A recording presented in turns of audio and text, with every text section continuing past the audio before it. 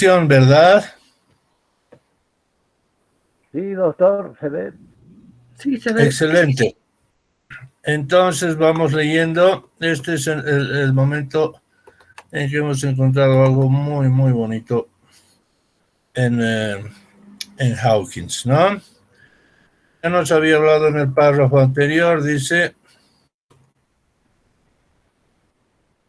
lo que le sucede a un cuerpo cuando sobre él actúa una fuerza está recogido en la segunda ley de Newton. La primera es de la inercia, la segunda es la segunda ley de Newton. Esta afirma que el cuerpo se acelerará o cambiará su velocidad a un ritmo proporcional a la fuerza. Por ejemplo, la aceleración se duplicará cuando la fuerza aplicada sea doble.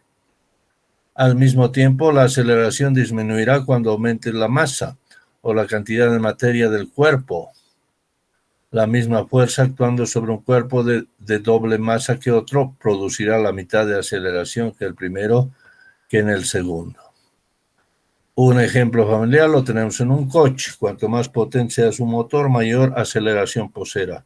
Pero cuanto más pesado sea el coche, menor aceleración tendrá con el mismo motor. Muy, muy sencilla la ley de Newton, pero nosotros hacemos la reflexión siguiente, ¿no?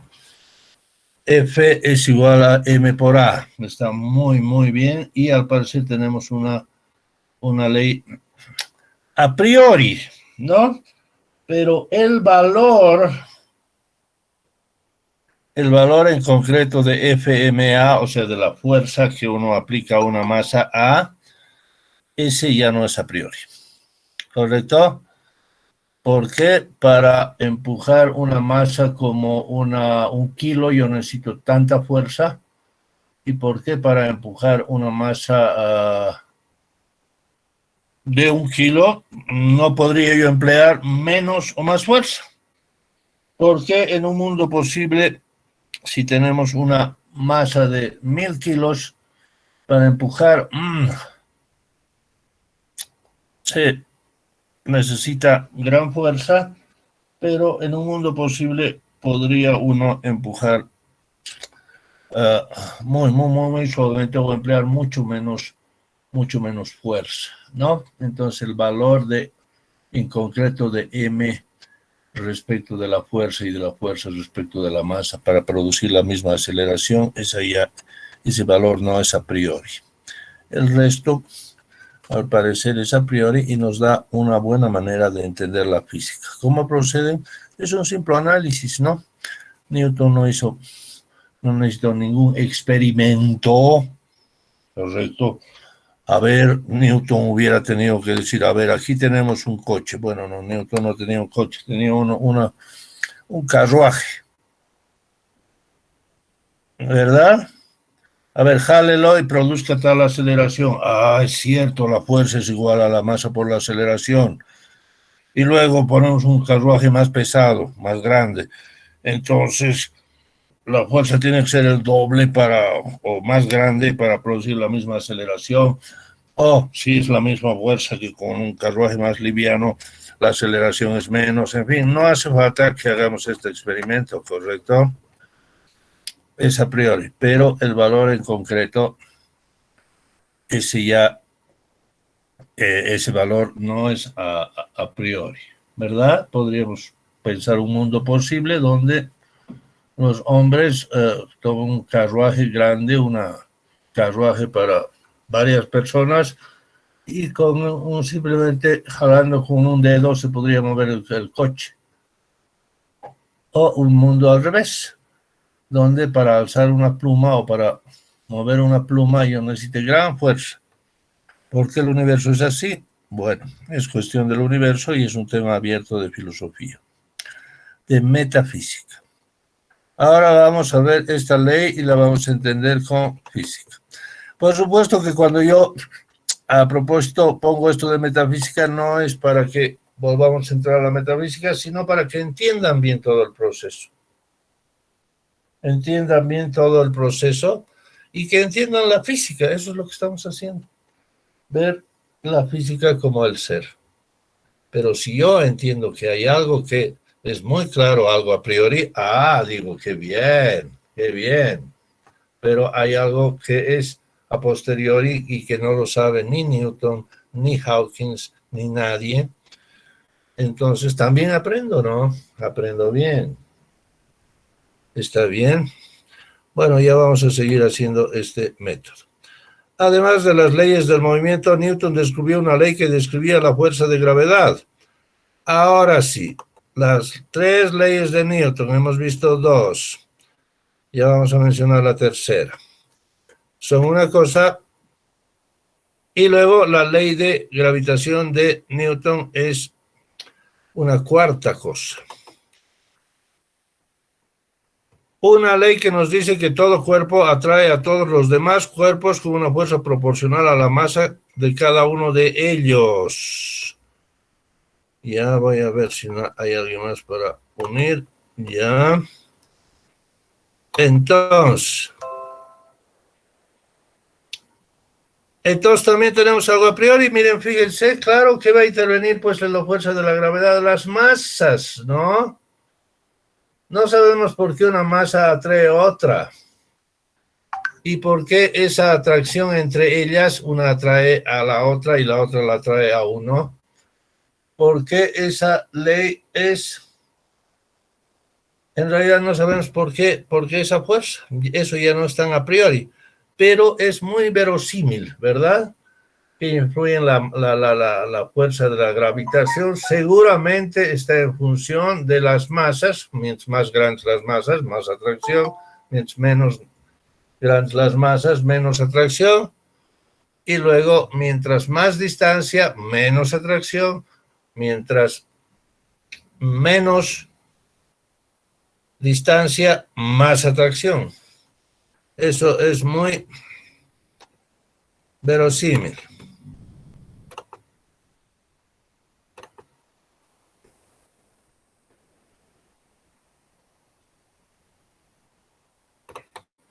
Entonces, separamos pues lo que podemos ver de a priori. Supongamos que decimos que la fuerza gravitacional también se puede manejar a priori como la segunda ley de Newton.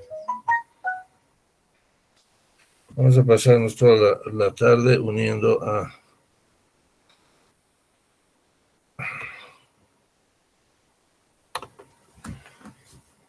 ¿Verdad? Entonces,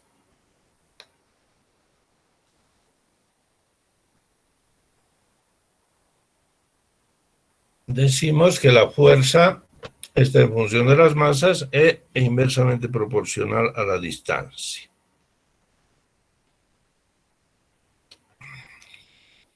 Dice.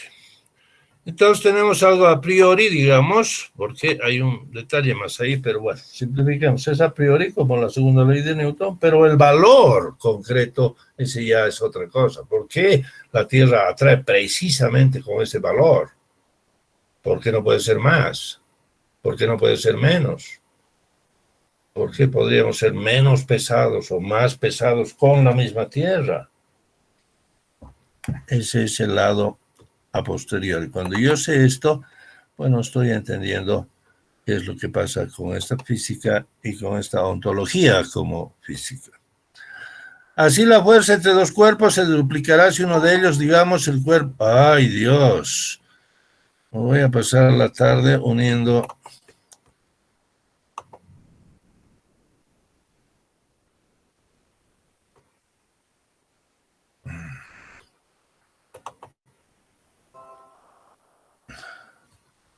Así la fuerza entre dos cuerpos se duplicará si uno de ellos, digamos el cuerpo A, dobla su masa. Esto es lo que razonablemente se podría esperar, ya que uno puede suponer al nuevo cuerpo A formado por dos cuerpos, cada uno de ellos con la masa original. Cada uno de estos cuerpos atraerá al cuerpo B con la fuerza original. Por lo tanto, la fuerza total entre A y B será justo el doble de la fuerza original. Y si, por ejemplo, uno de los cuerpos tuviera una masa doble de la original y el otro cuerpo una masa 3 veces mayor que al principio, la fuerza entre ellos sería 6 veces más intensa que la original. Ahí está. Entonces, voy a ver aquí que se puede ver ahora por qué todos los cuerpos caen con la misma rapidez. Un cuerpo que tenga doble peso sufrirá una fuerza gravitatoria doble, pero al mismo tiempo tendrá una masa doble. Entonces, al parecer es el aporte de Hawkins que tenían los físicos sin poder explicar por qué demonios los objetos caen a la misma velocidad según la ley de la inercia, ¿no? Si no sostenemos eso,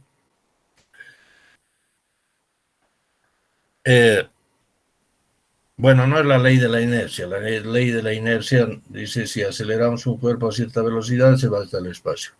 Nos referimos a la ley, a la segunda ley. Si no nos ponemos de acuerdo con esto, nuestro estudio de las leyes de Newton va a ser un tanto frágil. Entonces, se puede ver ahora por qué todos los objetos caen a la misma rapidez. Un cuerpo que tenga doble peso sufrirá una fuerza gravitatoria doble, pero al mismo tiempo tendrá una masa doble. De acuerdo con la ley de Newton, estos dos efectos se cancelarán exactamente y la aceleración será la misma en ambos casos. Ya, por supuesto, esto que se sabía, pero lo está poniendo aquí Hawkins de un modo muy clarito.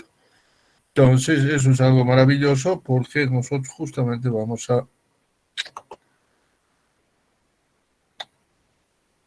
a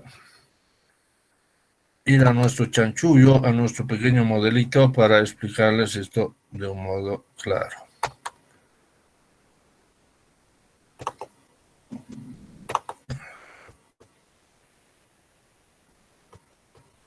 Aquí está.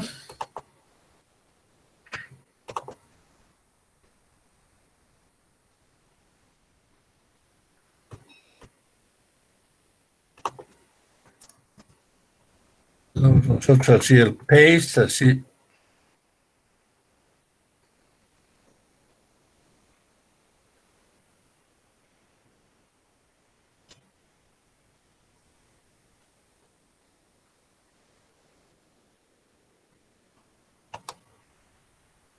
Ya, eso está bien.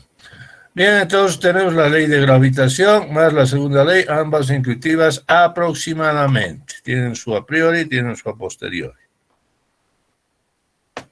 ¿Ah? La fuerza de la gravedad es aproximadamente directa a las masas e inversamente a la distancia. ¿Ya por qué ponemos aproximadamente? Porque hay una constante, en fin, la realidad es más complicada, la exposición de los físicos en este caso es aproximada, hay una constante y la cosa ya es muy especializada y nosotros decimos no vamos a entrar a ese grado de especialización.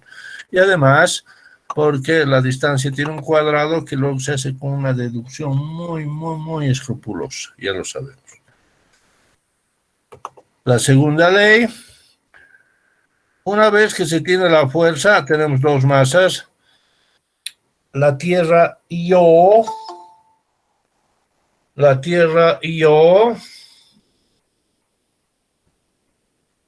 alguien más ha llegado así, vamos a tener que...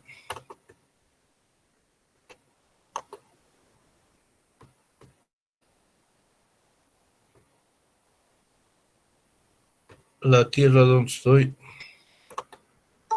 Ay, no.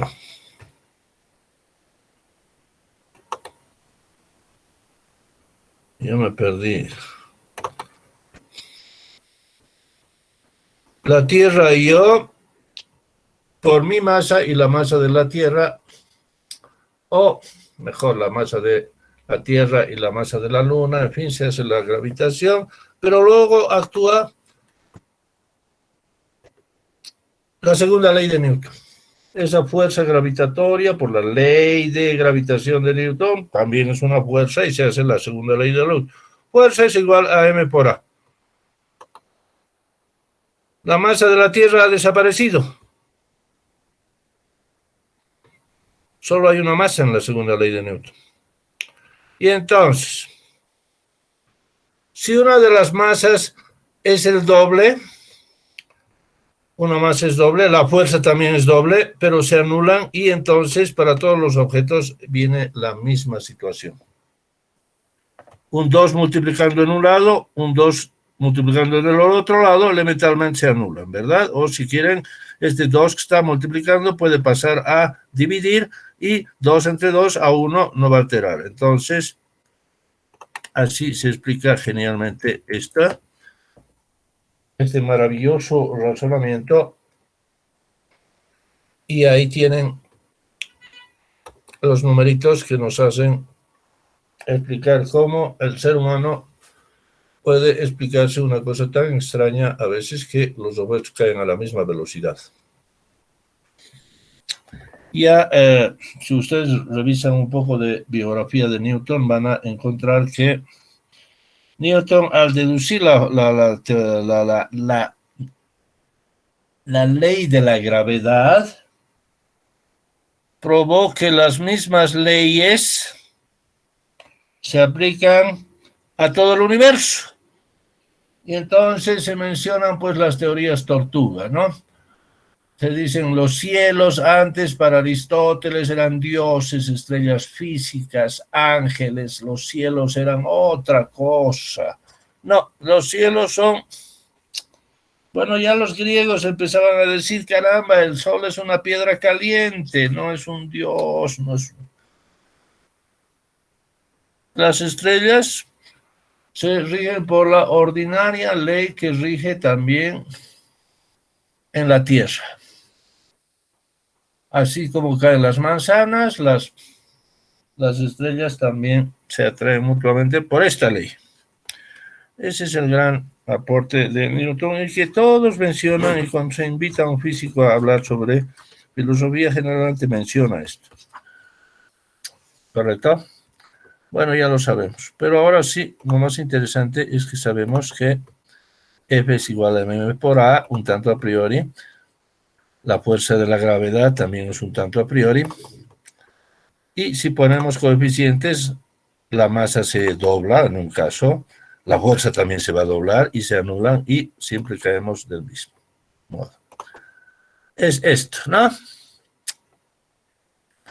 Y a la ley de la gravedad es fuerza de la gravedad masa A por mv por la distancia.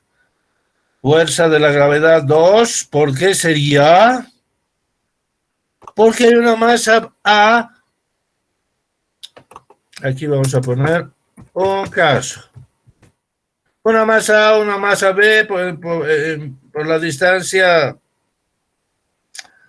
puntos suspensivos, porque no estamos aquí deduciendo el cuadrado.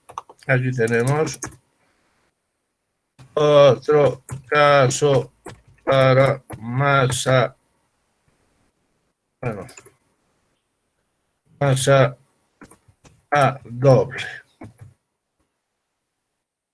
¿Verdad? Yo peso el doble de mi hija. Yo peso el doble. Sí, yo peso el doble que mi hija. Bueno. La masa A era un tal, ahora es el doble. La fuerza también es del doble, pero entonces se anulan y yo caigo a la tierra con la... Oh, yo... ¿Cómo es? Ah, la masa, la fuerza se ha doblado, perdón, estoy haciéndolo mal. La fuerza con la masa A es un caso, la fuerza... en el otro caso, la fuerza A se multiplica por 2 y la fuerza se ha doblado. Pero para el caso de caer ya, se anulan. Los 12 se van y yo caigo a la tierra, me acelero hacia la tierra del mismo modo que una cosa que es el doble de mi peso, o viceversa. Yo caigo de la misma velocidad que la otra, que es mi simple peso. Bueno, he puesto algunas notas más para preparar esta clase. La aceleración de la gravedad es g, o 9.8 metros por segundo al cuadrado. Ya, eso lo leen preguntándole a la Alexa. Cada segundo, 9,8 metros se acelera, ¿no? Recordemos que la aceleración es igual a velocidad sobre tiempo o metros sobre segundo, la velocidad se mide en metros por segundo o metros sobre segundo en el caso de la aceleración, o metros sobre segundo al cuadrado. Es una complicación que hasta los físicos a veces no entienden bien por qué lo hacen, pero ya es porque las fórmulas están razonando ellas.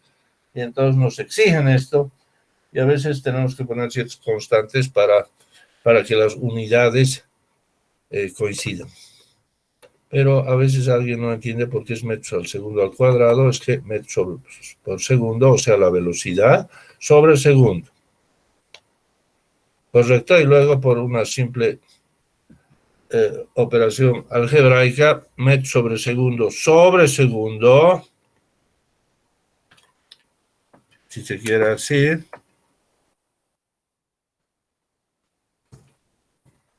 metros sobre segundo, extremos con medios se multiplican, perdón, extremos por extremos y medios con medios, segundo por segundo. En este caso el segundo de abajo tiene 1, ¿no? Tendría su 1. Así. 1 por metros, segundo por segundo, metros por segundo al cuadrado. ¿Ya?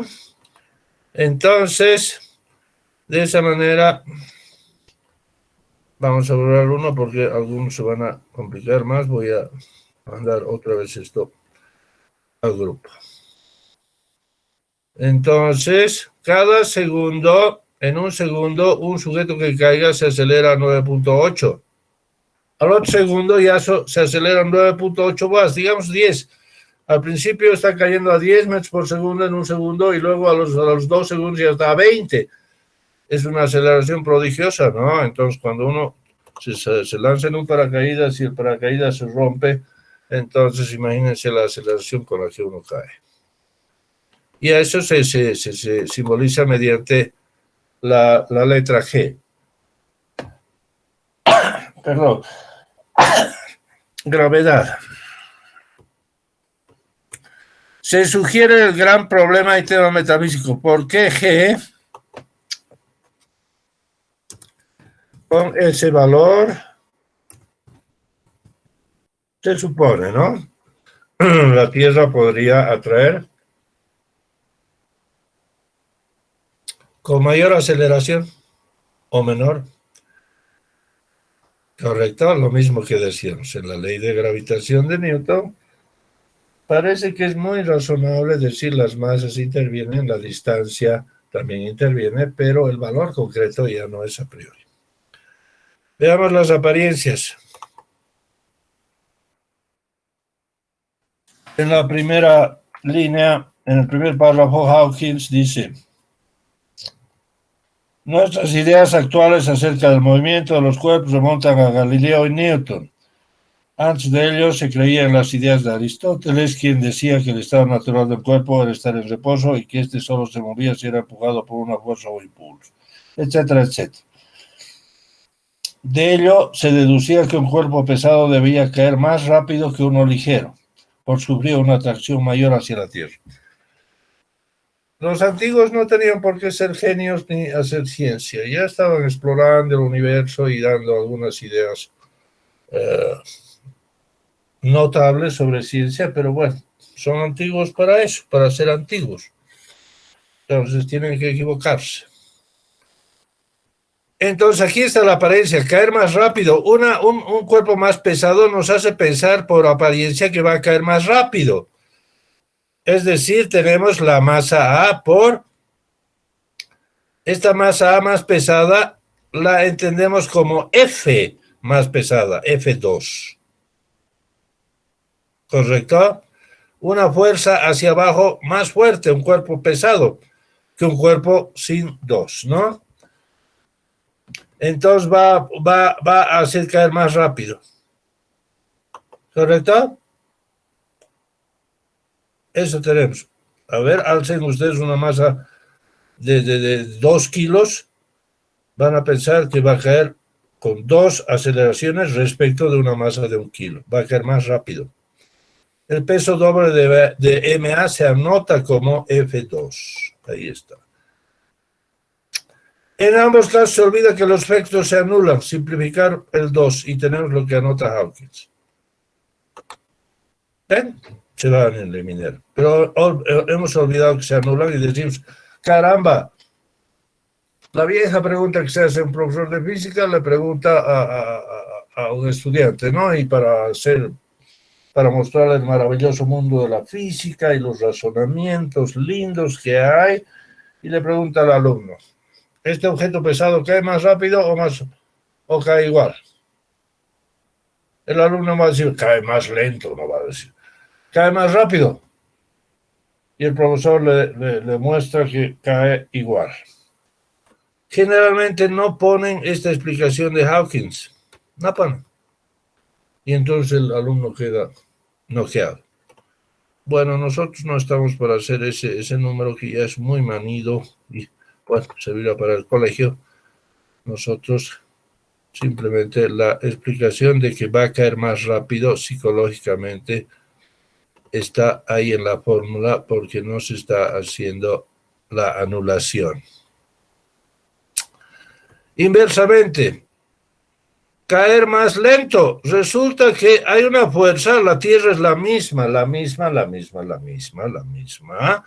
y hay una masa doble. Entonces le va a costar más, pues, atraerla hacia sí. Su aceleración será la mitad. Respecto de una masa B, digamos, que sea sin el 2, que no sea doble. ¿Correcto? Pero igual, 2, este 2 que está, como hay multiplicación, el 2 va a dividir a todo y hay un multiplicador, se anula. Y anotamos, el peso se anota ahora como MA2 para una M más pesada. Es muy raro, pero la gente no piensa nunca que el objeto debería caer más lento. En la apariencia. ¿Cuánto le cuesta jalar un objeto más pesado? Cuando vamos al gimnasio, decimos, es verdad. La Tierra necesita más músculo para una masa más pesada, 2 kilos. Así como a mí me cuesta más la Tierra más, y entonces la aceleración va a ser más lenta.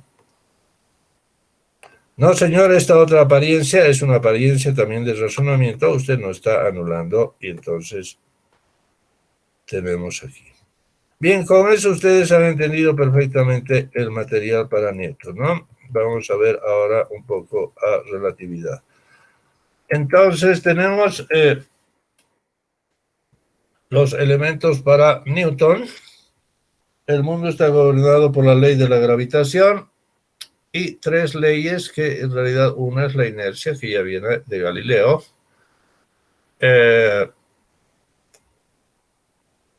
¿Verdad? Ya hemos dicho claramente cuando Aristóteles y la tradición antigua dicen un objeto se mueve porque lo empujo y la fuerza se va cansando, pues, y al final se cae. Están viendo el ejemplo empírico de tirar una piedra. Ven que la piedra se cansa, digamos, de moverse y cae. Entonces la fuerza se va agotando a lo largo del tiempo. Es simplemente una extrapolación de una cosa empírica. Y la ciencia va más allá de esa apariencia psicológica o de esa generalización rápida, apresurada de un comportamiento común, de experiencia común, etcétera, que no es el caso. Si no hay aire, si no hay atracción gravitacional, un objeto va a viajar por el espacio por siempre, a la velocidad a la que se lo aceleró. ¿Correcto? La fuercita dada no se va a ir cansando y el objeto se va a parar. No.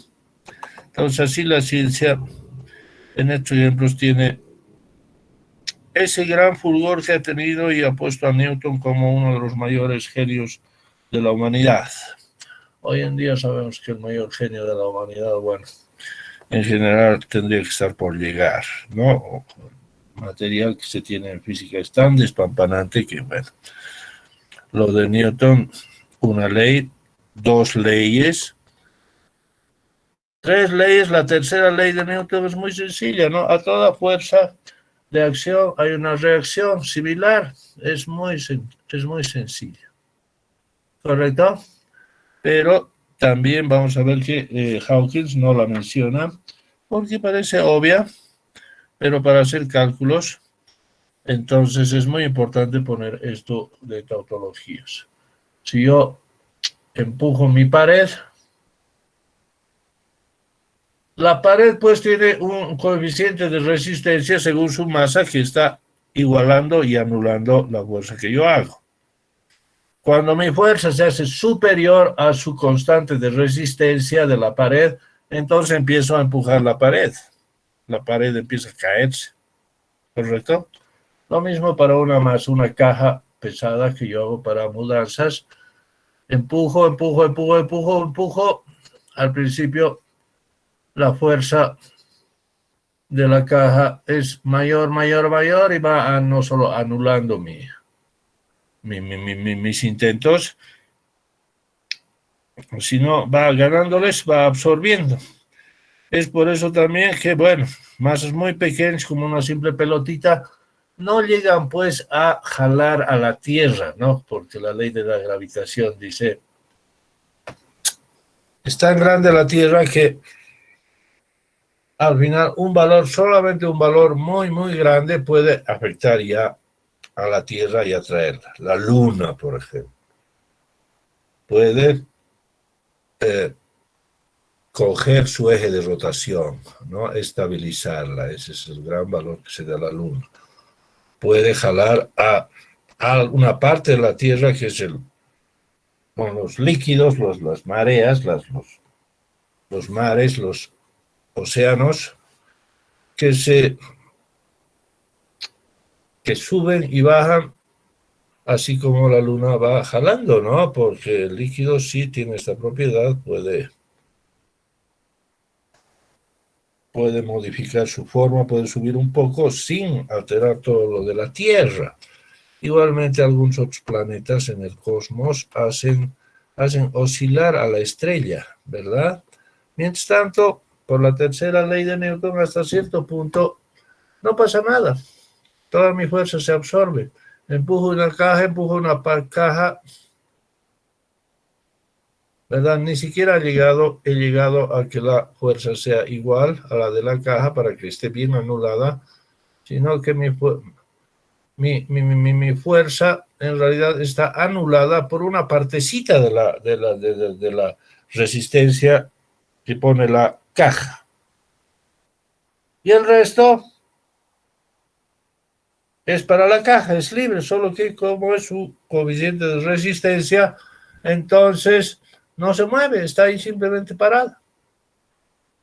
Pero llega un momento en que igualamos y luego supero el coeficiente de resistencia de la caja. Su masa es también una fuerza, Ya lo vemos aquí, que la fuerza actúa como masa y la masa como fuerza, etc. Entonces, esta resistencia es igualada y luego la caja es empujada. ¿Verdad? Así de simple es la tercera ley de Newton. Y luego la usamos pues para ver que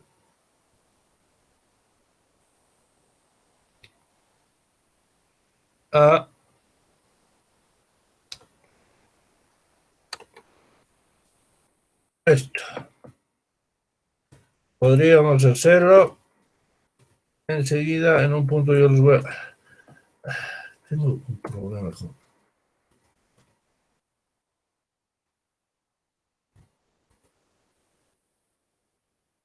Esta es la... ¿Qué tal si la aceleración es cero? La masa, ¿verdad? La masa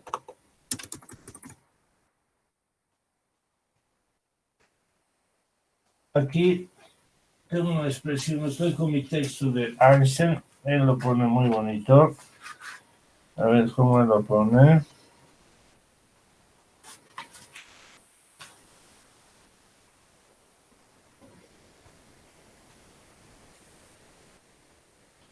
Déjame buscar la expresión.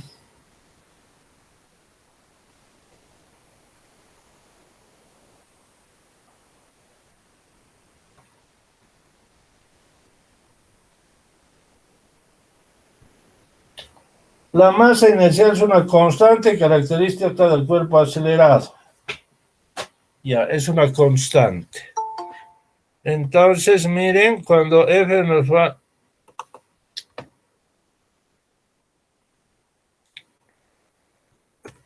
F es menor,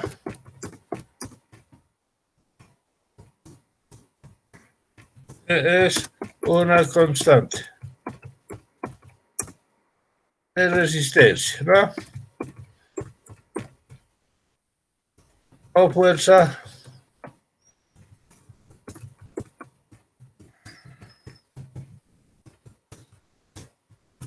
Ahí está. ¿Verdad? Entonces, y la ley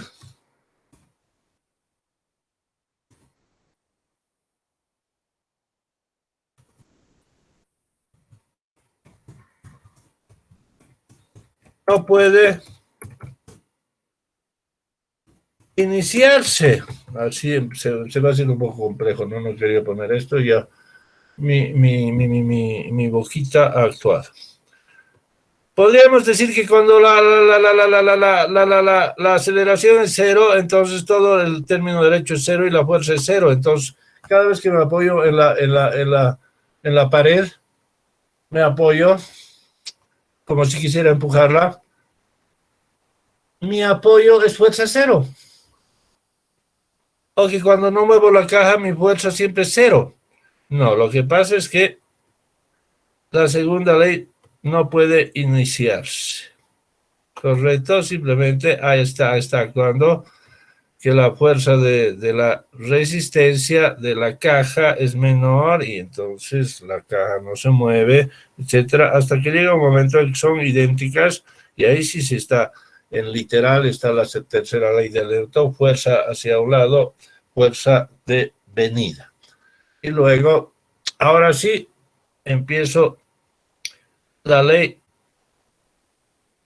No puede iniciarse o aplicarse, pondremos, ¿ya? Entonces, apenas yo supero este constante de resistencia que tiene un valor y que equivale a una fuerza, ya lo hemos visto, la masa, muchas veces ya Hawkins ha dicho la masa es su peso, la masa es una F, ¿correcto? Entonces, cuando este valor será 0,01, resulta que entonces mi fuerza también va a tener un valor, ¿verdad? Y entonces podemos decir que la ley se aplica, la segunda ley. Entonces ponemos esta.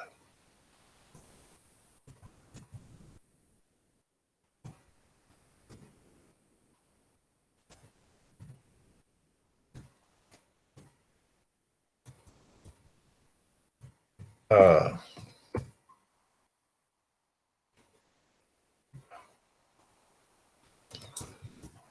A fuerza igual resistencia. Bueno, ya la palabra resistencia lo dice, ¿no? AF igual resistencia.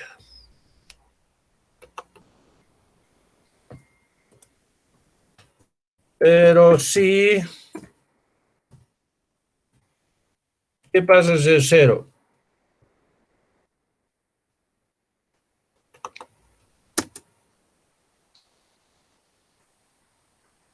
Ponemos aquí.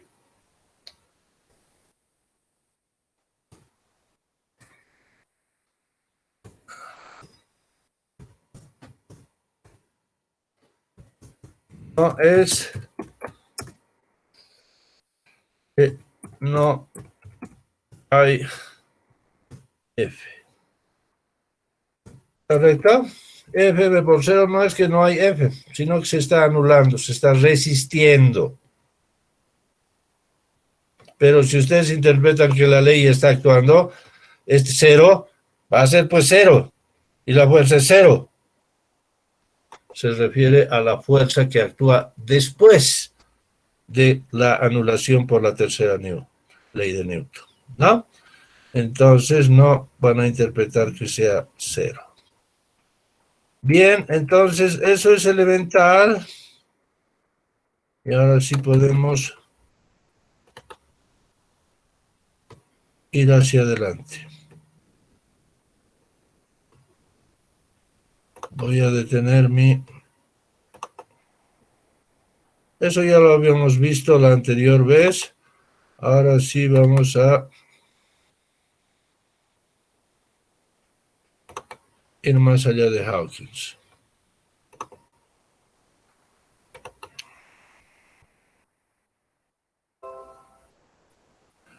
La ley de la gravedad de Newton nos dice también que cuando más separados estén los cuerpos, menor será la fuerza gravitatoria entre ellos. La ley de la gravedad de Newton establece que la atracción gravitatoria producida por una estrella a una cierta distancia es exactamente la cuarta parte de la que produciría una estrella similar a la mitad de la distancia. Entonces, ahora ven cómo Newton, que ha deducido esta atracción, los matemáticos y los físicos, bueno, van de la mano, ¿no? Newton era un gran matemático y tuvo más bien su cátedra ahí, la gran cátedra que él ocupaba era de matemáticas.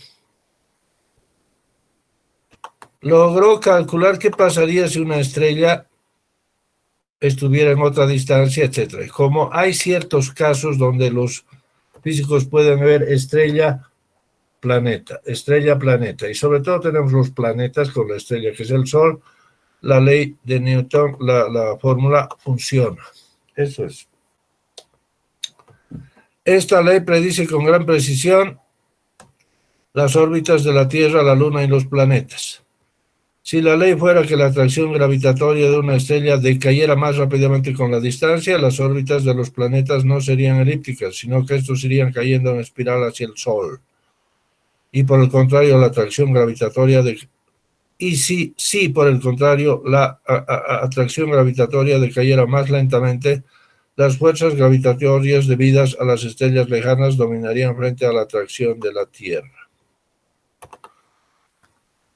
Bien, entonces vemos la ley de Newton, el universo está gobernado así, nos vienen las otras tres leyesitas, y luego sabemos que la materia se divide en atomitos, estamos empezando recién a coleccionar los tipos de átomos que hay, y todavía no se ha hecho la teoría atómica de la materia, no se sabe de electrón, protón, neutrón, todavía estamos en neutrón. Ese era el universo, y ese es el modelo del gran hallazgo newtoniano. Ahora vemos que, bueno, tenemos que considerar que eso es maravilloso, pero a la vez es muy poco, ¿no? Por ejemplo, a ver, veremos, les pongo un ejemplo. Dice, ay Dios, pero voy a pasar toda...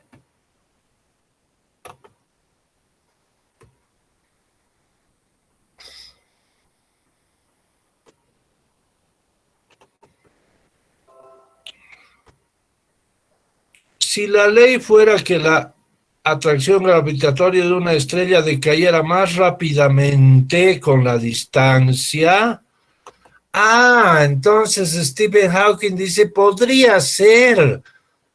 Hemos encontrado que esta ley tiene este valor, pero podría ser de otro. Yo puedo pensar que decayera más rápidamente. Ese es otro caso metafísico del mundo posible. Es el gran problema que quería resolver Kant, ¿no? ¿Por qué ese valor es exactamente ese valor?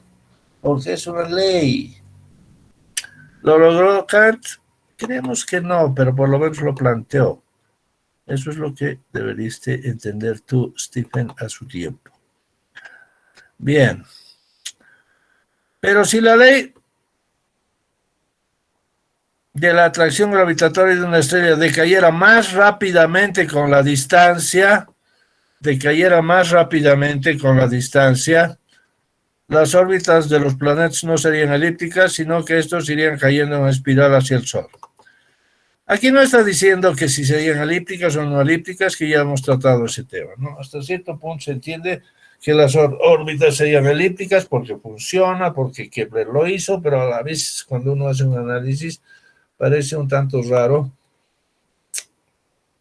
que las órbitas se elipticen, ¿no? Hagan un simple análisis. No está hablando de las elípticas, sino que no habría órbitas, sino que los planetas irían cayendo en espiral hacia el Sol. Caerían hacia el Sol porque la fuerza se habría hecho mayor. Pero dice, decayera más rápidamente con la distancia. Tenemos los planetas, la Tierra está allá, el próximo planeta está más lejos, y entonces la fuerza con la que se atrae este planeta más lejos es menor.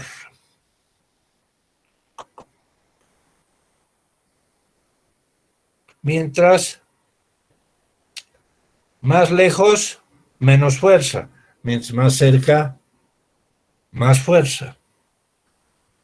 A ver, ahora leamos, porque yo aquí o yo no estoy entendiendo o estoy viendo que puede haberse confundido Hawkins o el traductor al hacer.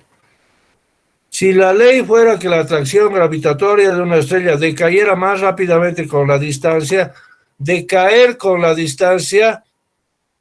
decayera más rápidamente con la distancia,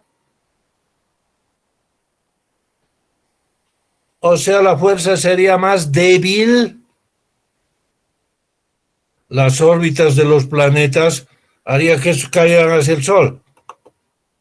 Por el contrario, la atracción cayera más lentamente, la fuerza sería más fuerte, las fuerzas gravitatorias debidas a las estrellas lejanas dominarían, o sea, las estrellas se llevarían a los planetas, ¿no? Repito, decayera más rápidamente, o sea, la fuerza sería más débil, haría que los planetas caigan. Esto me parece que está al revés, ¿no? ¿Está al revés o no? No serían elípticas. A ver. Si la ley fuera que la atracción gravitatoria de una estrella decayera más lentamente con la distancia, la fuerza que las atrae sería más fuerte y por lo tanto empezarían a caer al Sol. Y en caso, pues, si decayera más rápidamente, haría que la fuerza sería más débil. Bueno, pues la fuerza del Sol perdería frente a las fuerzas de las otras estrellas y se llevarían los planetas. ¿Qué opinan?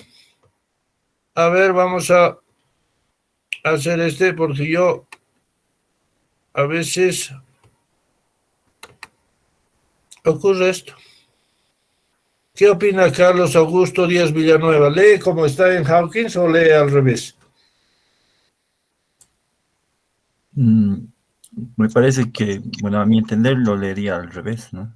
No sé si es una yo también haría eso, ¿no? ¿Verdad? ¿Qué opina? A ver, Gibran Carrión.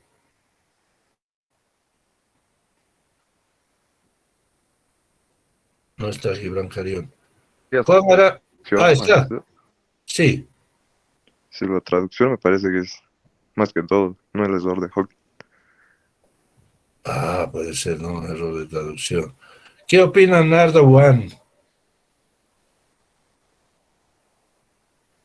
Buenas tardes, licenciado. Adelante.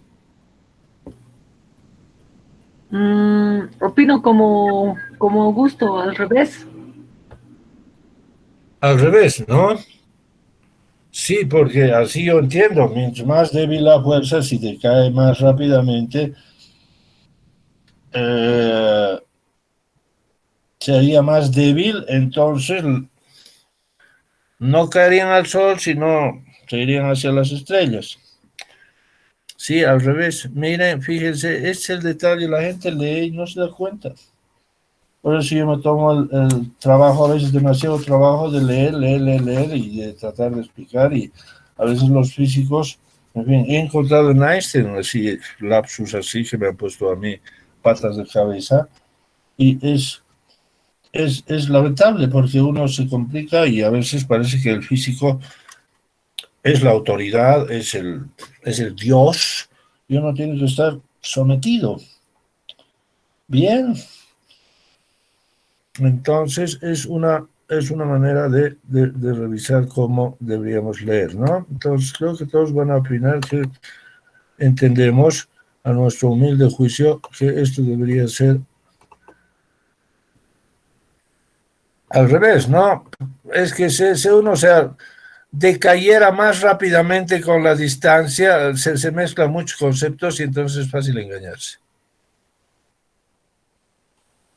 Si hubiera puesto, es decir, la fuerza sería más débil o más fuerte, entonces clarito hubiera atinado.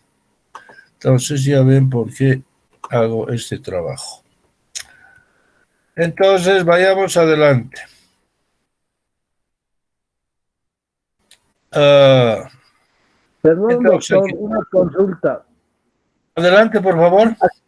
Acá dice, si de las órbitas de los planetas no serían elípticas, es decir, ¿cambiarían? ¿De qué manera? ¿Serían circulares? O sea, no se mantendrían en elipse constantemente, elípticamente alrededor del Sol, sino que caerían hacia el Sol. Irían cada vez cayendo más, cada vez hasta estrellarse con el Sol. Hay varias maneras de caer, ¿no?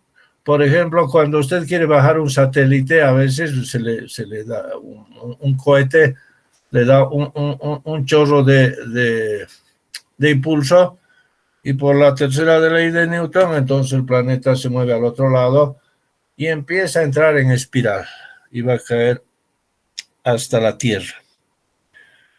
De otra manera se cae pues directamente de un avión, se lanza en un paracaídas, cae usted vertical hacia la Tierra, bueno, haciendo una parábola con bueno, si usted lanza un peso de un avión va a ser una parábola, ¿no? Pero digamos, si usted lanza de un edificio de 20 pisos va a caer recto. Pero hay otras maneras de caer, por espiral. Eso quiere decir Hawking, ¿no? Es muy claro. Entonces insistimos en que yo leería al revés, sin hacer tampoco un gran aspaviento.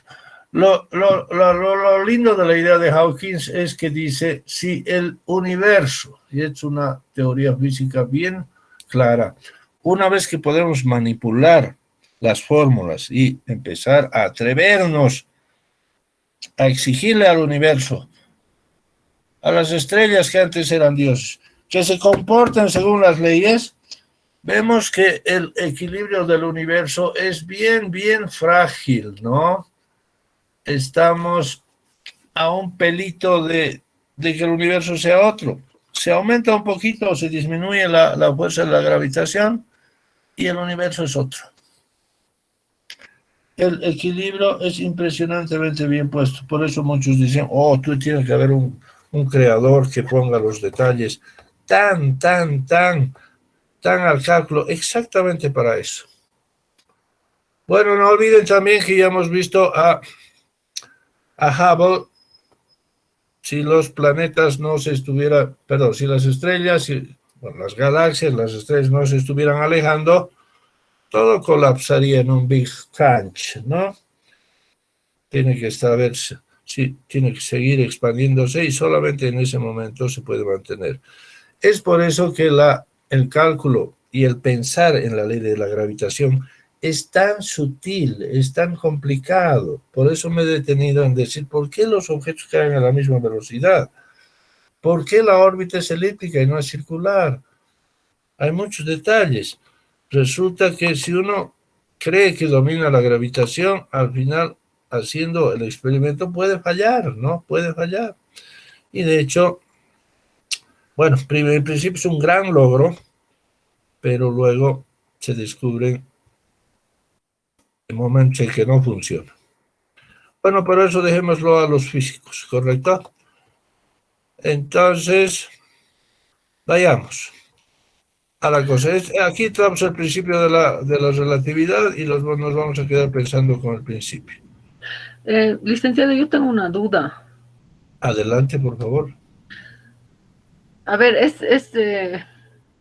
mi lógica que no está funcionando muy bien. Entiendo la ley de la gravedad, entiendo por qué se anulan las fuerzas y por qué una bola que es más grande y más pesada que otra caen a la misma velocidad, pero lo que no termino de entender es por qué, digamos, por qué los cuerpos no se atraen hacia los costados. ¿Por qué todo está aparentemente quieto? Digamos, en una habitación, ¿por qué el estante de libros no se atrae a la cama? ¿Por qué esa es la fuerza de la gravedad también que las agarra hacia abajo? Y no, ¿por qué no se agarran hacia los costados? ¿Por qué no se atraen las cosas hacia los costados? Ese es el pensamiento que tenemos que fomentar, ¿ya? Estamos haciendo física como filosofía y entonces tenemos que empezar a pensar. Correcto, no es una pregunta ingenua. Aquí entonces tenemos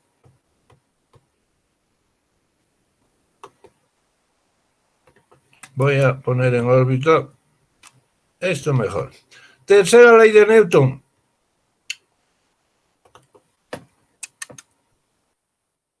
AF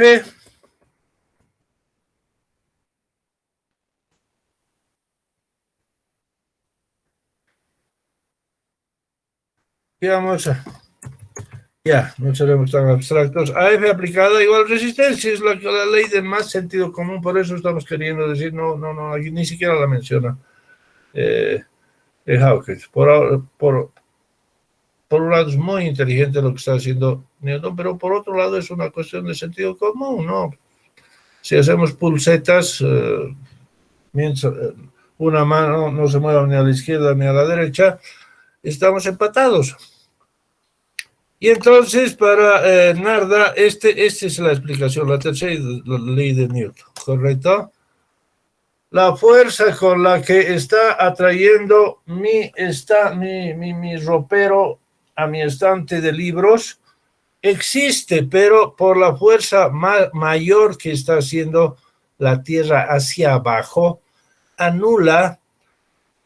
hace que esas fuercitas del estante al librero sean muy, muy pequeñitas y entonces no tienen el poder no tiene la magnitud para ejercer.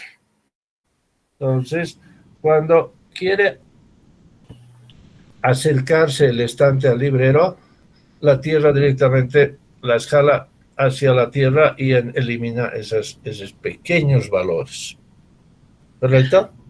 Sí, y entonces sería esa misma fuerza de resistencia la que impide que el estante de libros rote sobre su propio eje. Eso es. Ah, ya.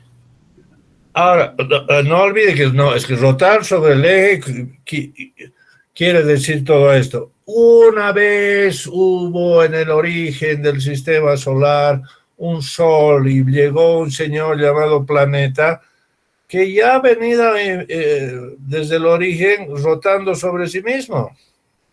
Eso no lo hace la ley de la gravitación. El que mandó ese planeta es el que lo mandó rotando, ¿correcto? Y lo mandó con una velocidad. Y el Sol lo único que lo que hace es atraerlo para cambiar su dirección, no su velocidad, y para que orbite.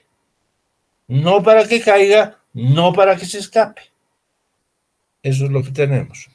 Entonces los roperos no tienen por qué girar sobre sí mismos, pero sí atraer a los otros objetos. Eso sí. Incluso el ropero está atrayendo a la Tierra, pero su fuerza se anula por la tercera ley de Newton, ¿no? A fuerza igual resistencia, pero a fuerza menor, entonces la mayor gana, y esa resistencia es la constante del cuerpo, es la constante que hay en la masa. ¿Correcto?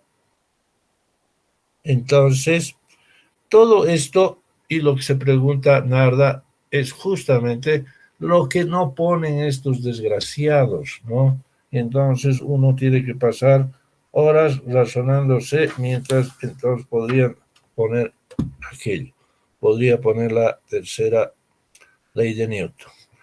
Cuando yo entro a mis textos de física, etcétera, etcétera, entonces tampoco para esos detalles se tienen las explicaciones dilatadas. En algún texto de física he encontrado cómo una bola de béisbol también atrae a la Tierra. ¿Qué es lo que pasa? Es una curiosidad. Pero para un filósofo es una tortura, ¿no? Bien, entonces, afortunadamente estamos entendiendo,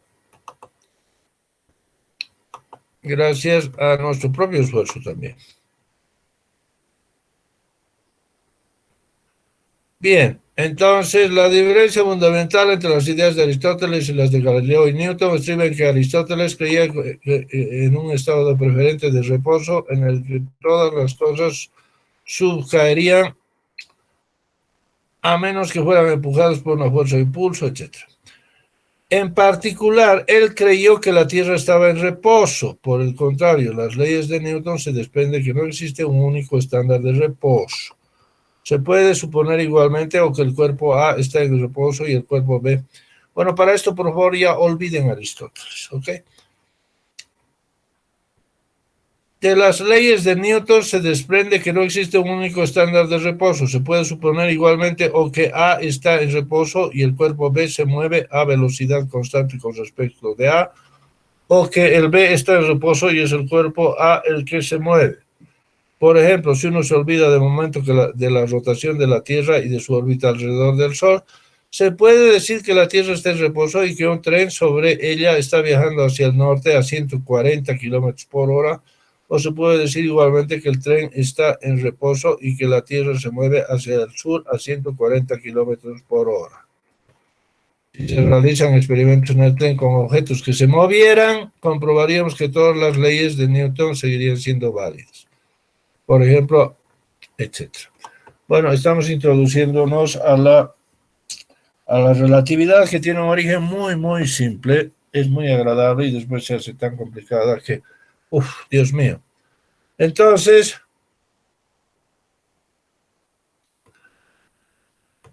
ya la idea de sentido común, así como que las leyes de la dinámica, esta parte de la física se llama dinámica o también mecánica, dinámica.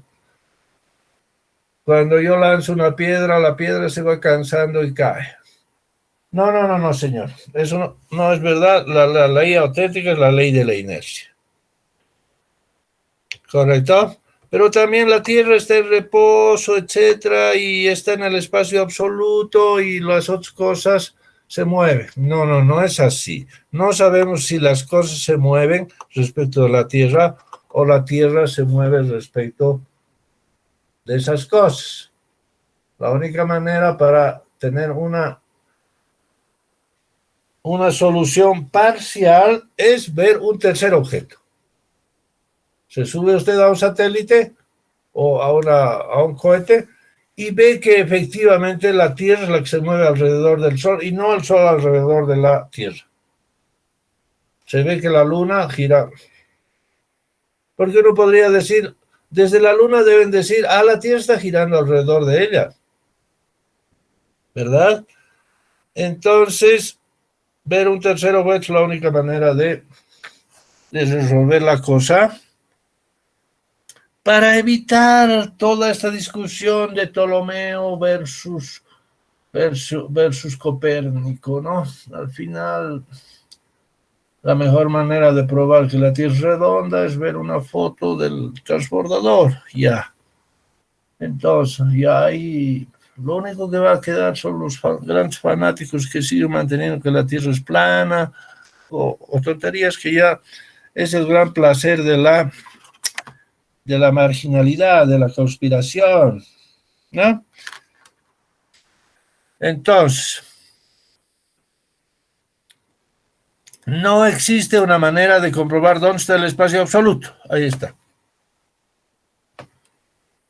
Y aquí se menciona el ejemplo del tren, que es un ejemplo de Einstein en su libro La relatividad explicada para divulgación, aunque es muy, muy técnico también.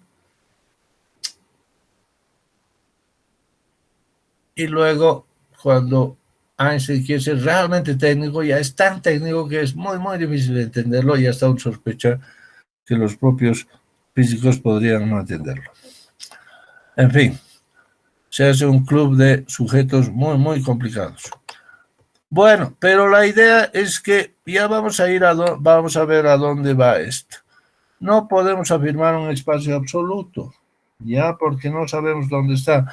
Newton creyó que sí lo podíamos encontrar, aunque era difícil, pero dijo sí, hay un espacio absoluto en el cual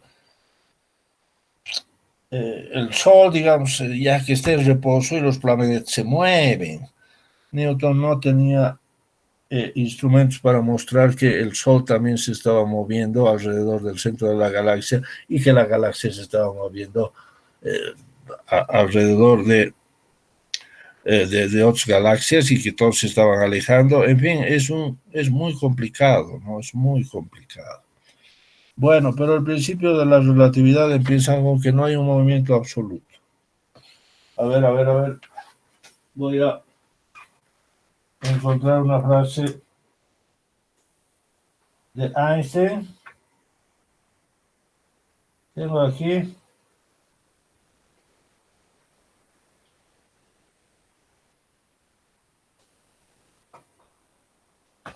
Una frase de Einstein. Por lo pronto, dejemos completamente a un lado el oscuro término espacio, por el cual, confesémoslo honestamente, no podemos representarnos absolutamente nada. El espacio, o sea, absoluto, no podemos representarnos absolutamente nada. En otra parte va a decir Einstein.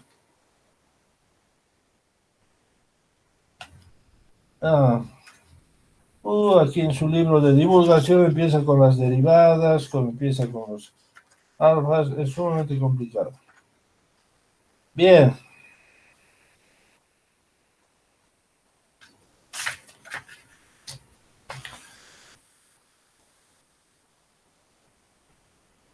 El principio que hemos utilizado no afirma solamente que para la descripción de cualquier acontecimiento se puede elegir como cuerpo de referencia tanto el vagón como el terraplén.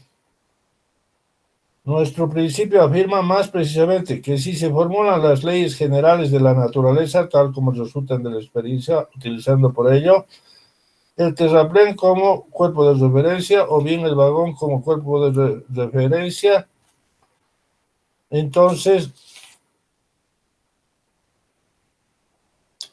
dichas leyes de la naturaleza tienen exactamente la misma fórmula en ambos casos.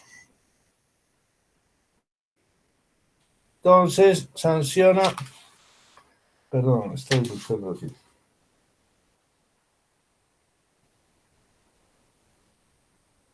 Y aquí, para la naturaleza, da lo mismo decir que el vagón se encuentra en movimiento con respecto del terraplén. Y B, el terraplén se encuentra en movimiento con respecto al vagón. Una vez que se elimina el espacio absoluto, es increíble. El ejemplo de un tren, parece que el tren se mueve respecto a la Tierra. No, señor, la Tierra se mueve respecto al terraplén. Nosotros tenemos muchos ejemplos en nuestro argot paseño. Vamos a las 6 de agosto y vemos los minibuses. El minibús pues va bajando a las 6 de agosto, ¿no? ¿Quién va a decir que la calle se está moviendo? Pero si ustedes se suben al minibús, van a ver que los postes empiezan a venir de hacia adelante, hacia atrás, y van a decir, caramba, esta 6 de agosto se está moviendo hacia atrás mío. Está yendo por así decirlo, de mi nariz hacia mi espalda. ¿Correcto? Entonces, ahí va a empezar a marchar el principio de la relatividad. Vamos a leer un poco más.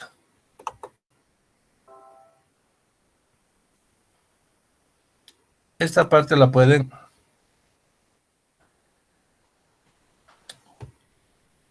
Por lo tanto, no hay forma de distinguir si es el tren o es la Tierra lo que se mueve. La falta de un estándar absoluto de reposo significaba que no se podía determinar si dos acontecimientos que ocurrieron en tiempos diferentes habían tenido lugar en la misma posición espacial. Por ejemplo, supongamos que en el tren nuestra bola de ping-pong está botando, moviéndose verticalmente hacia arriba y hacia abajo y golpeando la mesa 2 veces por el mismo lugar con un intervalo de 1 segundo. Para un observador situado junto a la vía, los dos botes parecerán tener lugar con una separación entre los dos botes. Así pues, la no existencia de un reposo absoluto significa que no se puede asociar una posición absoluta en el espacio con un suceso. Las posiciones de los sucesos y la distancia entre ellos serán diferentes para una persona en el tren, etc. Newton estuvo muy preocupado por esta falta de una posición absoluta porque no concordaba con su idea de un Dios absoluto. De hecho, rehusó aceptar la no existencia de un espacio absoluto, a pesar incluso de que estaba implicada por sus propias leyes. Fue duramente criticado por mucha gente debido a esta creencia irracional, destacando sobre todo la crítica del obispo Berkeley, un filósofo que creía que todos los objetos materiales junto con el espacio y el tiempo eran una ilusión. Cuando el doctor Johnson se enteró de la opinión de Berkeley, gritó: "Lo rebato así", golpeó con la punta del pie una gran piedra. Bueno, se mezclan muchas cosas, ¿no? Y cuando se mezclan muchas cosas, la verdad, uno empieza a calentar el cerebro. Un momento, cuando Berkeley está refutando, está hablando y es refutado por Johnson, no es por cuestión del espacio absoluto, ni mucho menos. Él está diciendo las cosas no existen fuera de nosotros, porque tenía ciertos intereses que ya veía venirse la idea del materialismo, ¿no? Esa es una cuestión netamente ideológica, etc. El espacio, sea newtoniano, einsteiniano, lo que sea, igual nomás van a ser las ideas que solo existen en la mente. No mezclemos las cosas. Entonces, ahí Hawkins pone a Berkeley en contra del espacio absoluto y se hace una confusión como el cuento del teléfono. No jugamos al teléfono o la transmisión oral. En un principio, algún héroe en la antigüedad hace algo y por transmisión oral se va a contar lo que hizo, pero se va deformando, ¿no? Y entonces la historia no acepta eso. Berkeley no tiene aquí su lugar, ¿correcto? Es una cuestión eminentemente idealismo versus materialismo. El idealismo, si es verdad, es compatible con Newton, Einstein, el que gane, no importa, idealismo con la ciencia. Uno. Materialismo también con la ciencia. ¿Quién gana? Newton, Einstein. Al parecer va a ganar Einstein. No hay espacio absoluto. Bueno, entonces Berkeley dijera, bueno, me quedo con Einstein, pero me quedo también con Berkeley, que yo soy Berkeley. Bueno, no sé si me entienden, creo que no hay que mezclar estas cosas. Entonces esto denota que hay poca lectura y poco pensamiento, así como hemos visto el error anterior. Bueno, el hecho es que, aquí ya hay otro error metodológico también que he visto. He dictado un curso sobre relatividad en posgrado, ¿no? En nuestra maestría. No soy un físico que domine todo el aparato, etcétera, y lo hemos hecho con mucho cuidado, pero no, todo el curso no era sobre relatividad, era una parte del curso. La idea es que los físicos dicen, no hay un espacio absoluto. Einstein dice, no puedo pensar en absoluto, no puedo pensar, no se podría. Bueno, el hecho de que usted no pueda no significa que sea así, Albert, hay que admitirlo. Si tú no puedes decir, caramba, a lo sumo yo puedo subirme a una estación espacial, a un avión B2 y voy a ver, pues el tercero ya puedo decir entre dos que disputan quién se mueve, el tercero dirime. Pero luego, si no hay un cuarto, no sabemos dónde está el espacio, de acuerdo, pero eso es cuestión de que usted no sabe. Ahora, lo que va a ocurrir luego,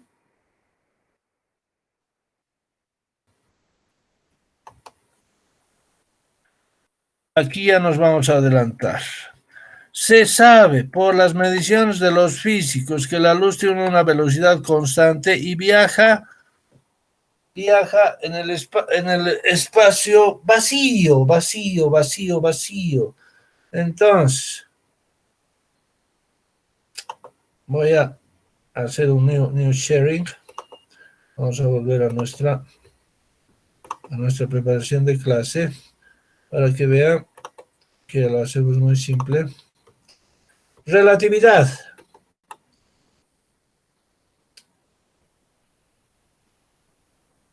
Sabemos que la velocidad, ¿dónde he puesto la velocidad? La velocidad, ya no estoy mencionando a Galileo ni un texto de física. La velocidad hemos puesto, no, he dicho más directamente aquí.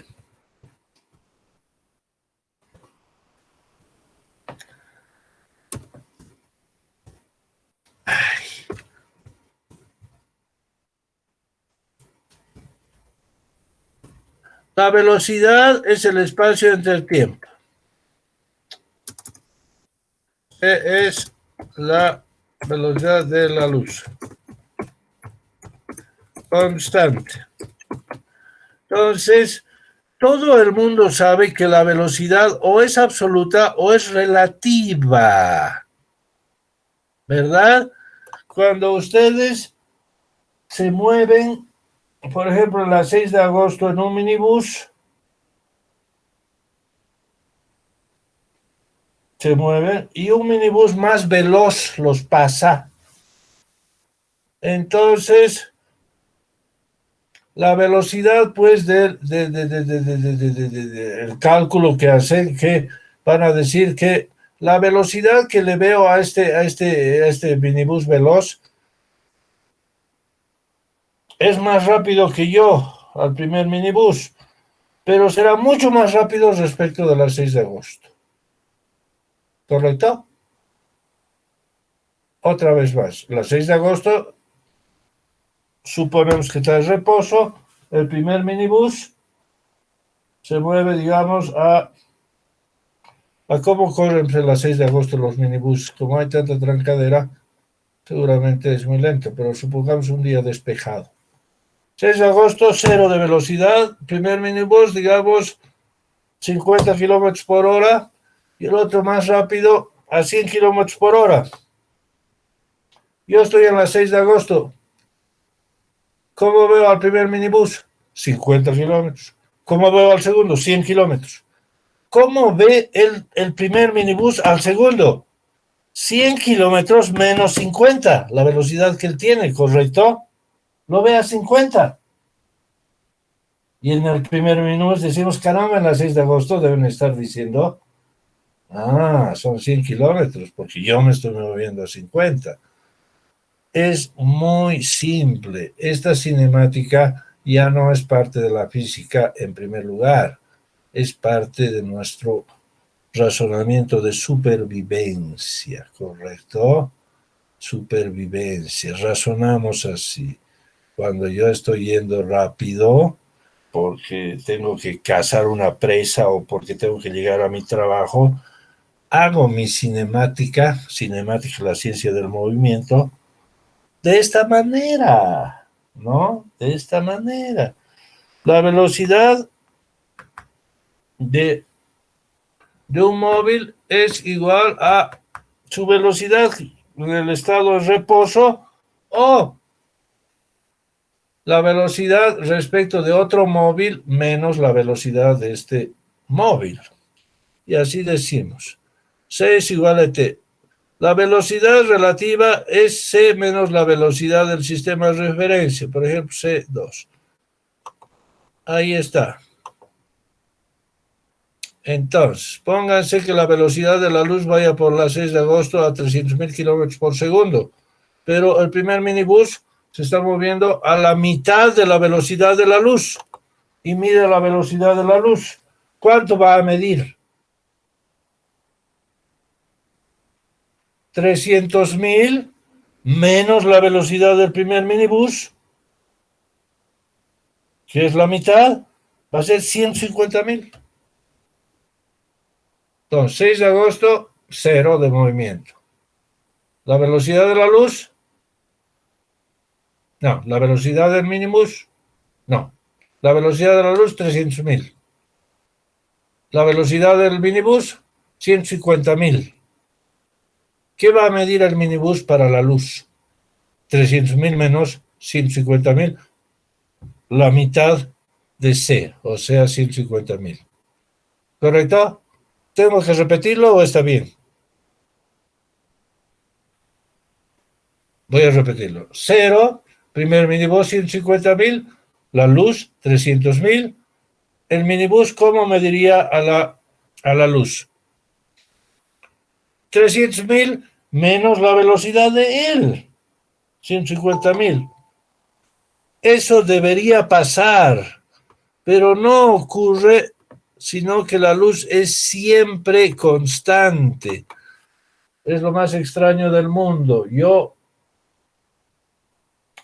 voy por la 6 de agosto, me acelero a 150.000 kilómetros por hora, pero igualito nomás mido la velocidad de la luz y moviéndose más rápido que yo, igualito nomás tiene 300.000. Entonces la velocidad de la luz no se deja relativizar por la relatividad del movimiento, que como les digo, es parte de nuestro conocimiento común, ¿no? Es nuestro conocimiento común, es elemental. Por eso ya ni siquiera hacemos un curso de cinemática. Entonces, esa es la verdadera versión de que no existe un espacio absoluto. Porque si hubiera un espacio absoluto, claro está pues, que la luz se mediría según se mueva el cuerpo medidor. Si está moviéndose a la velocidad de la luz, no va a medir nada, pues. Si está a la mitad de la velocidad de la luz, va a medir la mitad para la velocidad de la luz. Y el entero va a quedar para el que esté en el cuerpo en reposo. Y entonces la luz nunca se deja relativizar. Conclusión.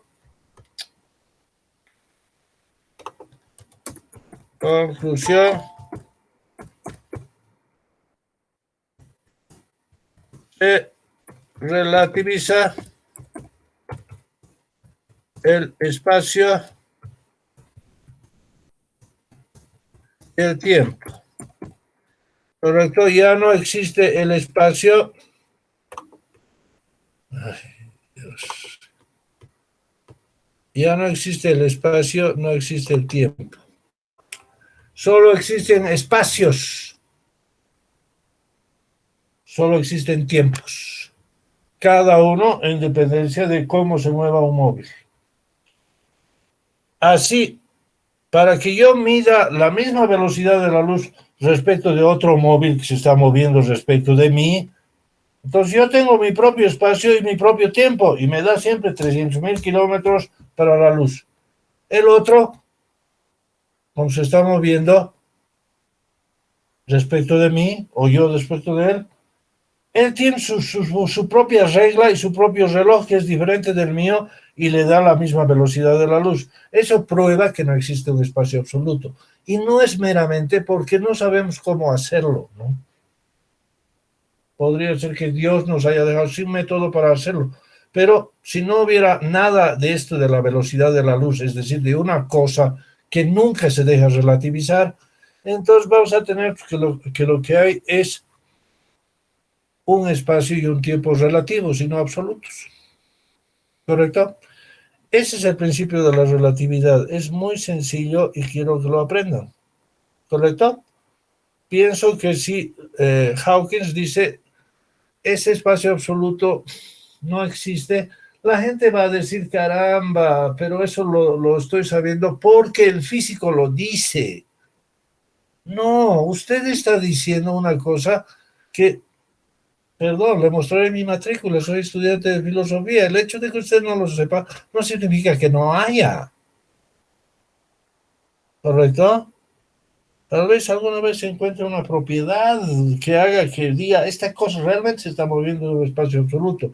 De hecho, somos metafísicos aquí en filosofía y pensamos que el espacio absoluto en la propia relatividad, mientras un reloj corre a cierta velocidad, a un cierto ritmo, diremos, mientras un reloj está y el otro se está atrasando, hay una simultaneidad. Al mismo tiempo que un reloj se está atrasando, el otro reloj está corriendo bien, hay un mismo tiempo. Y al mismo tiempo, no. Cuando una regla es más corta y la otra es más larga, un espacio es más corto que es más largo, parece sugerirse que hay también que la cortedad de un espacio está en un espacio que es el mismo para la larguedad del otro espacio de la regla. El momento a priori es muy importante para los metafísicos, ¿no? Que tampoco vamos a recibir la física como si nos metieran el dedo en la boca. Pero tampoco vamos a criticarla, no estoy metiendo mi cuchara, no estoy alterando. Simplemente me voy al hecho de que es la velocidad de la luz la que prueba la relatividad y no el hecho de que en principio no hay un espacio absoluto. Y cuando usted, Hawkins, me lo cuenta así, me confunde. Ahora se va a decir, el hecho de que la luz viaja a una velocidad finita, aunque muy elevada, no voy a leer todo, por favor, nuestro razonamiento está empezando a emitir presión como la sopa que ya estamos queriendo comer. ¿Vieron cómo las lunas de Júpiter deberían presentarse en cierto periodo, pero como Júpiter se está alejando, la luz llegaba un poco más tarde de lo previsto? Y haciendo los cálculos, la diferencia de ese tiempo daba que la luz tardaba pues cierto tiempo y siempre era el mismo, 300.000 kilómetros por hora. Luego, aquí se va a ver el experimento de Michelson-Morley, ¿ya? Todo esto lo vamos a ver la próxima vez con mayor detalle, lo que yo quiero hacer. Aquí está Michelson-Morley, son fantásticos físicos norteamericanos.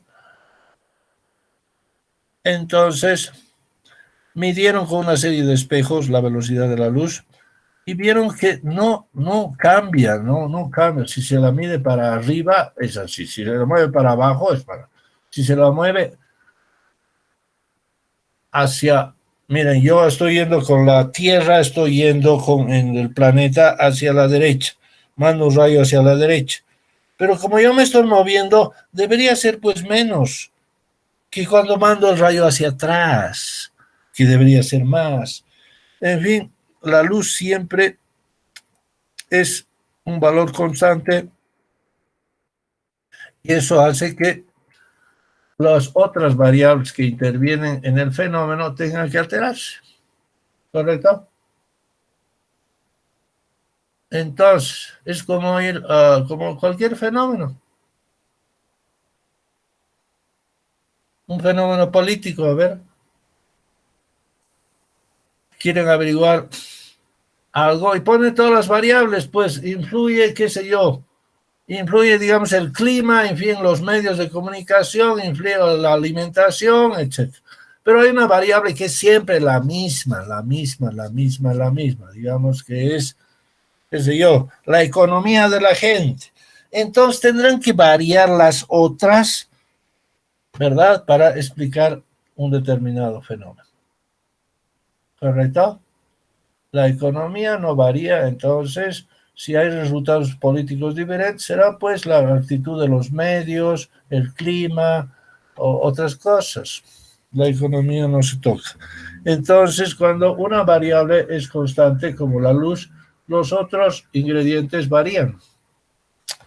Y como solo hay dos ingredientes, espacio y tiempo, estos van a variar. En suma, lo que vamos a decir ya por vía de conclusión es que cuando yo me muevo a la mitad de la velocidad de la luz,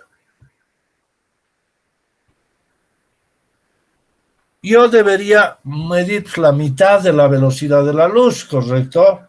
Si va a 300.000 y yo me estoy moviendo a 150.000, yo debería medir 150.000. Pero no, yo mido 300.000 y el que está en la 6 de agosto o en reposo, como hemos dicho en el experimento imaginario, también mide 300.000. Entonces, para que yo que me muevo respecto del 6 de agosto mida lo mismo, lo que ocurre es que mi tiempo, ¿verdad? Aquí van a tener que emplear toda su ciencia, van a tener que ser unos genios. Mi tiempo se hace más largo o se hace más corto. Y mi espacio se hace más largo o se hace más corto. Y aquí la cosa del millón. Lo mismo que Hawking se confunde al emplear tanto concepto, en Einstein, bueno, por lo menos a mi juicio, porque alguien me podría decir, caramba, es que esta persona han ganado premios Nobel, ¿cómo se van a equivocar en eso? Yo les voy a demostrar. Bueno, como la luz respecto a las 6 de agosto va hace 300.000 kilómetros en un segundo, cuando yo estoy en un minibús a 150.000 kilómetros por segundo, me diría pues que la luz es más lenta, ¿no? Solo va a la mitad, a 150.000. Entonces, ¿para qué? Como es el hecho real, la luz vaya a la velocidad entera, o sea, 300.000 kilómetros. Entonces, tenemos que ponerle las condiciones para que la luz sea más rápida, ¿no? Entonces, el tiempo se acorta y el espacio se hace más largo. Como el tiempo es menor y el espacio más largo, el tiempo es menor y el espacio mayor, la luz tiene que ser más rápida y entonces vuelve a tomar el valor de 300.000. Si uno empieza a razonar, va a decir, a ver, ahora sí, este orosa me pesca, mi tiempo se hace más corto o se hace más largo, y en la literatura, es un dolor de cabeza saber.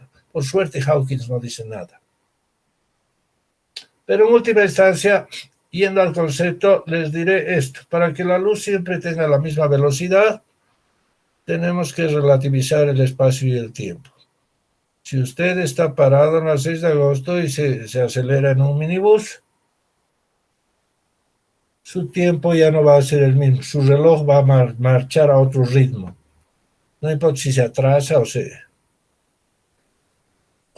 se acelera. Un reloj que se atrasa es como si la batería empieza a fallar y es más lento, ¿no? Está más lento. Entonces, el que está con ese reloj lento, digamos, vive más, ¿no? O empieza por así, la batería se ha dañado y está haciendo correr más rápido el reloj, el segundero. ¿Verdad? Entonces, va a vivir menos. Bueno, todas estas cuestiones las vamos a tomar la próxima vez. Lo importante es que varían. Y armar todo este enjambre es la teoría de la relatividad. Pero una vez más, claro, lo único que yo hago es resumir y vamos a ir con Hawkins, ¿no?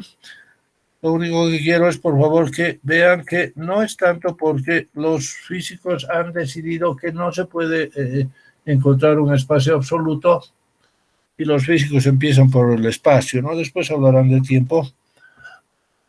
Como no se puede encontrar, así nomás será, pues. No, hay razones más poderosas para pensar que no es solamente que no lo encontramos, ¿cómo vamos a demostrar? que hay un espacio absoluto. Tendríamos que buscar un tercer observador, luego un cuarto observador, un quinto observador, un sexto observador al infinito para saber al final quién se está moviendo y quién no. Y eso no es posible. Lo que ocurre es que la velocidad nunca varía y por lo tanto elimina la posibilidad de un espacio absoluto.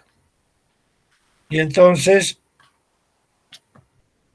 la variación del espacio y del tiempo se puede observar. En los satélites resulta que hay que ponerle un reloj un tanto diferente porque se está moviendo a una velocidad muy alta. Si le ponemos el mismo reloj al satélite, nos va a dar información incorrecta. Tenemos que usar la teoría de la relatividad para calibrar sus relojes, ¿verdad? Si está moviendo respecto a la Tierra, entonces su tiempo se hace más corto. El segundo del reloj del satélite va a marcar menos de un segundo cuando nosotros marquemos un segundo. Es una cosa de locos, pero es la teoría de la relatividad.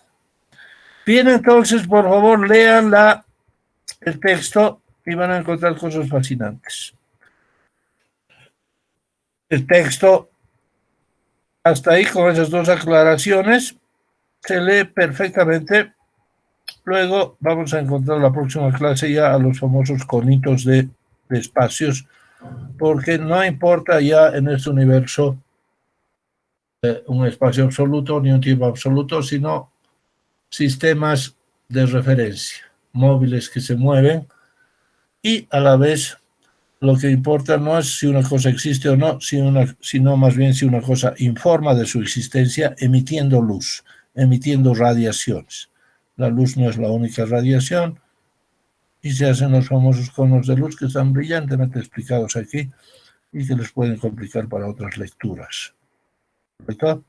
Entonces, nos detendremos aquí y hacer mi stop and sharing. Entonces, si ustedes se dan cuenta,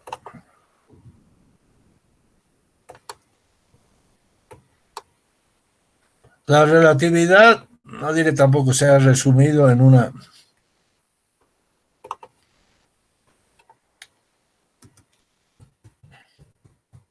es la relatividad especial, ¿no? La general tiene otros elementos. Entonces, está en un razonamiento. La velocidad es espacio sobre tiempo. Pueden ustedes decir también que la velocidad por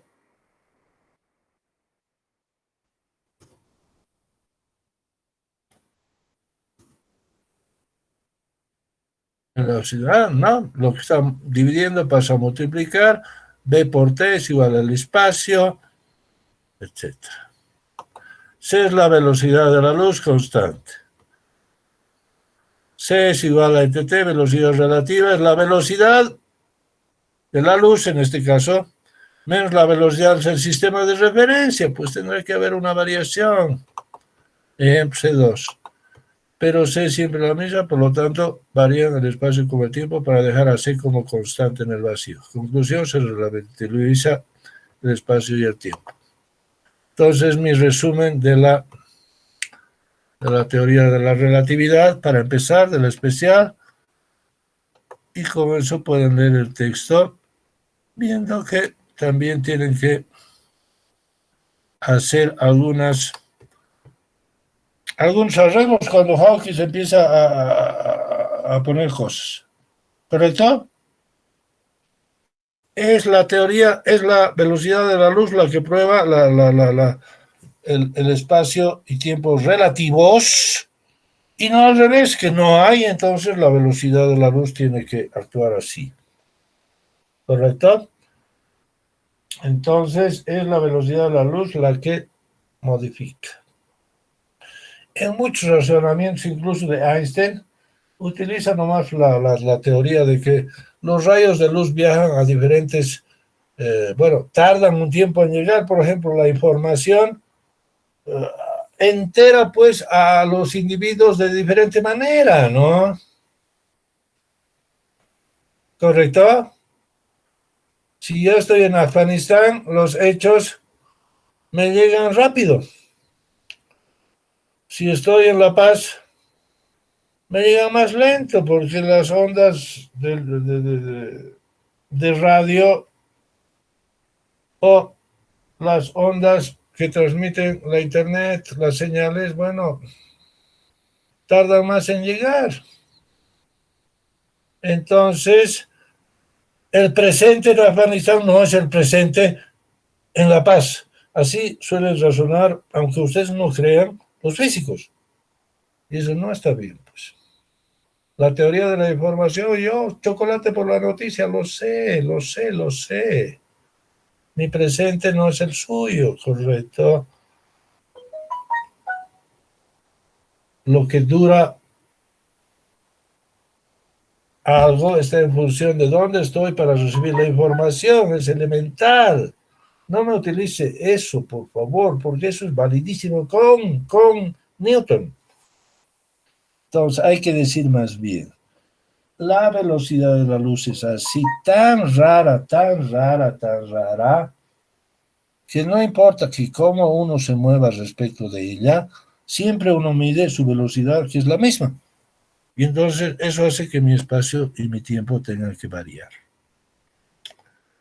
Ya vamos a ver que cuando un objeto se mueve respecto de nosotros, su tiempo se alarga, no, su tiempo se acorta y su espacio se alarga. Es un trabalenguas, es un trabalenguas. Cuando un sujeto va al espacio, su tiempo se acorta. ¿Qué quiere decir? Que cuando yo vivo 10 años, el otro vive 5 años. Y entonces cuando llega él, es joven y yo soy viejo. Y aunque ustedes no crean, se comprueba, claro, no con sujetos así como este experimento, sino con pequeños experimentos que muestran que una partícula ha vivido más que la otra. ¿Correcto? Bien, entonces estamos en ello. Por favor, piénsenlo, terminen el texto. Solo nos falta los conos de luz y luego vamos a releer la teoría de la relatividad y ver sus implicaciones. Cuando este nuevo tiempo y este nuevo espacio se mezcla con el resto de fórmulas, como la energía cinética y otras cosas, entonces aparecen cosas revolucionarias como que la energía se hace la masa por la velocidad al cuadrado. En fin, la energía es masa y la masa es energía, cosa que no había antes. Y eso lo vamos a ver también la próxima vez. Y claro, una de las aplicaciones va a ser justamente que el objeto libera tanta energía, pues se pueden hacer armas o se puede emplear la energía de una masa que se degrada como el uranio y se puede hacer liberar mucha energía para fines pacíficos o para hacer bombas. ¿Correcto? Entonces, si tienen alguna pregunta, adelante. Si no, nos quedamos ahí, por favor. Tenemos los cerebros un tanto hirviendo, pero ese es el precio de hacer razonamientos que eventualmente pueden ser verdaderos, ¿no?